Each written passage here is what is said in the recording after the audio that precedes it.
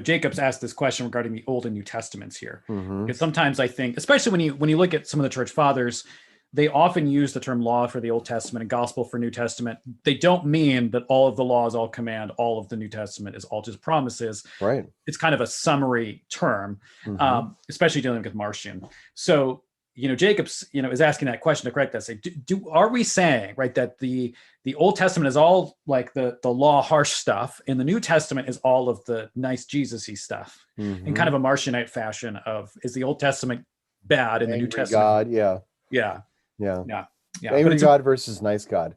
And that's not really exactly it at all. I mean, think about whenever we have a reading from Isaiah in the church, I am always so hard pressed not to say, although I probably still could, a reading from the gospel according to Isaiah.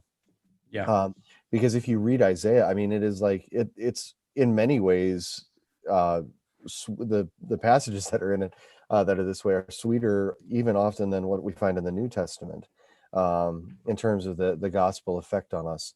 Um, right, and so you find that all over the place. But or look at Jesus. I mean, he you've heard it said, you shall not murder, but I tell you the truth, if you hate your brother in your heart, you are guilty of murdering him.